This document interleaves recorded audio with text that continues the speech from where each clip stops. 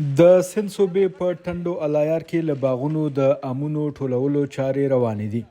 دا تر پنجاب وروسته دویمه لویه صوبه ده چې په لویه پیمانه پکې د پاکستان مشهور امونه کیږي.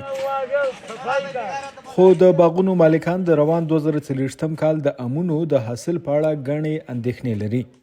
دا اندېښنې پر باغونو د بې وخته بارانونو، سیلابونو، مرضونو او د ګرمۍ د زیاتېدو له وجې دي. کلایمټ چینج ایک میجر افیکٹ ہے جس نے اقلیمي بدلون زموږ د فصلونو د ډېرې تباهۍ تر ټولو لوی لامل دی.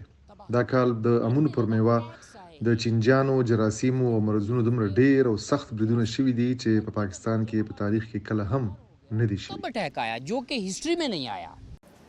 د فرانس پریس خبري اژانس تر مخه پاکستان د نړۍ له هغو هیوادونو څخه دی چې د امونو برآمدې د کلنۍ ګټې لویه برخه جوړوي. دا برآمدات تیر کال 100 میلیونو ډالرو ته رسیدلی وو. خو د اژانس په خبره د اټکل له مخې د خراب موسم له وجې په روان کال کې د پنجاب د امونو باغونه 50 او د سند هغه 20% کم امونه کوي. کروندګر وایي د موسمي بدلون او د حکومت د ناپامۍ له وجې هغه ورځ لرې نه ده چې د پاکستان د امونو باغونه شړل شي. सबसे बड़ी वजह तो मौसम की है.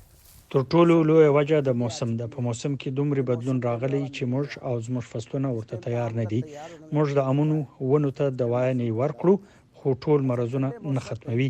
که 2-3 کاله حالات هم داسې پاتې شول نو د امونو باغونه به کم سي ځکه چې د پخوا غوندې ګټه به نه وي. क्योंकि उसके ऊपर मार्जिन मिलेगा नहीं.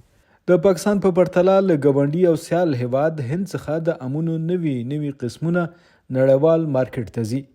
هلته د زراعت د نوي کولو او سمون لپاره ډیر کار شوی دی.